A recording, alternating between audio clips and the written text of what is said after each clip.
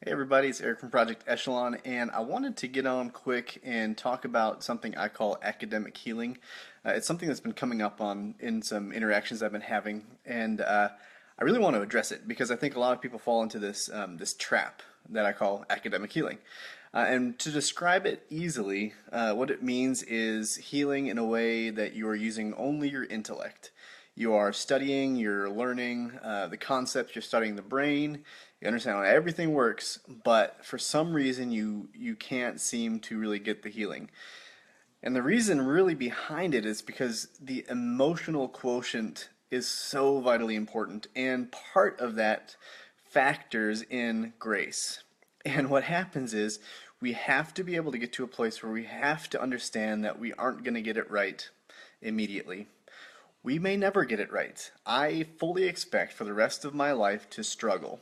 I fully expect that things are going to come into my life that are difficult to deal with. And what I do in healing, this emotional intelligence, and really being introspective and doing inner work, is to understand that I don't have to be perfect. If perfect is my standard, I will fail.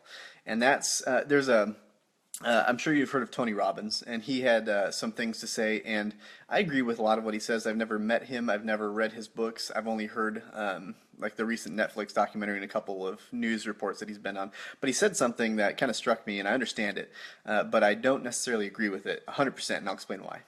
He had mentioned that people heal and people change and break through in an instant. It's not a building up, walking up a hill, and then you have breakthrough. He said there are maybe moments that led up to that moment, but you change in an instant. And I think that's right, but I think if you just hear that it's not a lifelong struggle, it is a change in an instance. Once you make the decision, you have breakthrough and you're good forever. If you just hear that, I think it sets you up for failure. I've done that. I've when I started to try to get healthy and I started to go and learn from people, I expected that because it made so much sense in the moment and I had this great transformational experience that my work was done and that I was going to leave this place and I was going to see every trigger that came my way. I was going to see every bit of frustration and anger bubbling and I was going to be able to squash it because I knew where it came from. But that's not the case. That doesn't happen.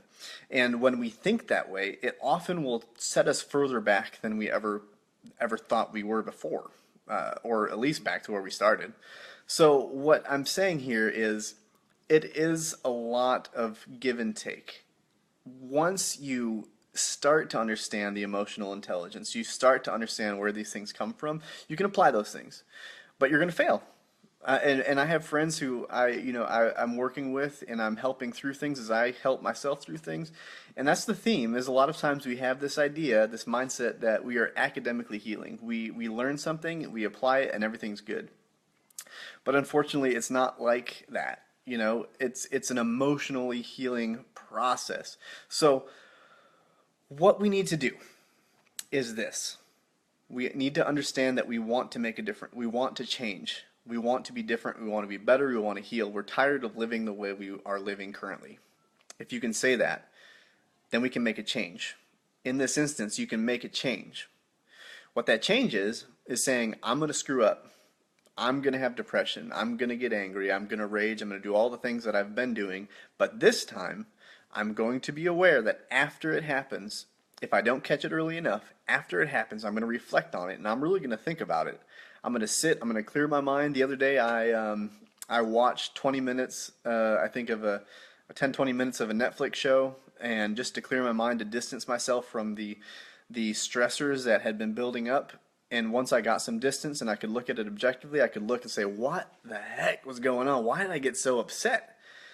And I came up with the answer, and it wasn't a real, it wasn't the end all answer, but my answer was that I hate being needed. That was what I felt in that moment. That's why I got so worked up. And that's not good to have that. That's not a good rule for myself to have, that I hate being needed. That's really not healthy.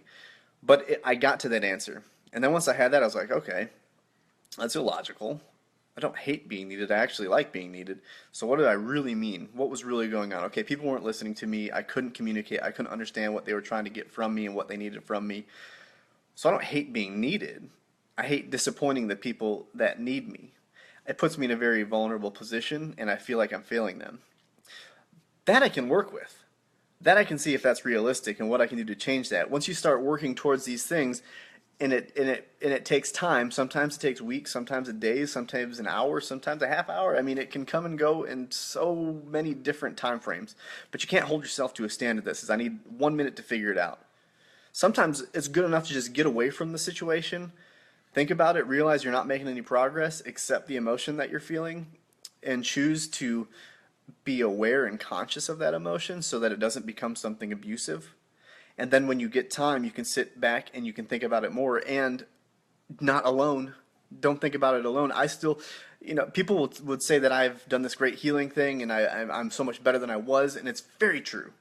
I'm so much more balanced than I was, but I still have a group of guys that I talk to. I have my wife that is crucial to me in talking through things, and sometimes that's just to say, hey, this is what's going on. I know it's nothing you can relate to, but I've got a group of guys, and I promise I'm going to go talk to them, and they can help me get my head on straight. So we need to have those relationships, because this isn't a do it alone kind of a thing. That's academic healing, that's reading books, which is important, but if that's all you do, you're going to have a whole set of rules that you continue to break. That's all it's going to be.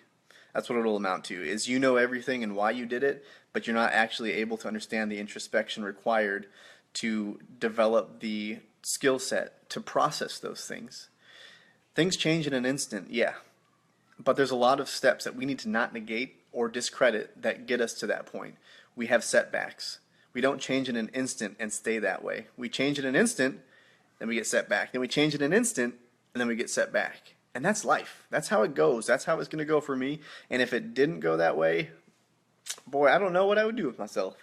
Because I learned so much about myself and why I am the way I am when I have those setbacks and when I work through them. And because I do that, I'm able to communicate and hold space and not judge anybody else when they come to me with an issue or they fail. They say they're going to do something, they fall through. It used to be a deal breaker for me. But now I know that it's just the part of the journey. We can't just abandon people because they have setbacks. And until we realize setbacks are just part of it, it's really hard to make any real progress. So I want to encourage you this weekend and for the rest of your life to give yourself some grace, to realize that it's not a failure if you rage. It's not a failure if you pout and isolate and do all these things. It's not a failure. It's just a reality. A reality that if you sit with and you process and you find your way to burn off the energy, whether it's going for a run, watching a show, reading a book, whatever it is, just to distance yourself from that visceral emotion, and then with the promise of going back and looking at it with new, fresh eyes, we can make some progress. Okay? So academic learning, I think we need to end it, and let's get in touch with our emotions. Let them be. Don't judge them. Just let them be. Write about them, give them voice, whatever it takes in a healthy capacity, and that's good for you. Let's start to connect with them. And sometimes that means crying, okay? Crying is a wonderful thing. I encourage you to do it when you can. You don't have to do it in front of a bunch of people, but don't fight it, especially when you're alone. Just let that come, because the more we can connect with our emotions doesn't mean that we're connecting with a weakness. It means we're connecting with a wholeness. Because we need aggression, we need assertiveness. Aggression, not abuse. We need assertiveness.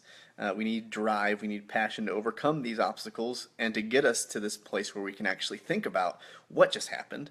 We can't just quit and succumb to it. We need that aggression, we need that assertiveness, but we need the sensitivity. Otherwise, we can run the risk of becoming dehumanized. We need love, we need connection, we need emotion to balance that side of ourselves out. And that is the totality of who we are. And that's how we'll discover who we are individually. So I want to encourage you to give it a try, to make the change. Decide that I'm not a failure.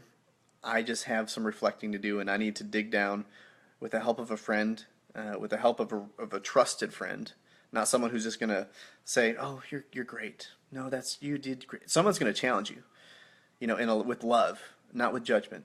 Okay, that's key. Not everyone deserves to speak into your life that way. I don't deserve to speak into your life if I'm not helping you. Okay? If I do not benefit you, I don't have that right to speak into your life. So don't let anybody else have that right that they don't deserve. Okay? It's okay. Let people earn that right. And then when they do, trust them and use them. utilize them. Okay? So academic learning is out, emotional intelligence is in. Now let's start to apply these lessons. Failure is not what you are and what you have experienced. We've just made some mistakes and we haven't learned from them yet. So now it's time to start learning from them. Okay, until next time, good luck, and I'll talk to you soon.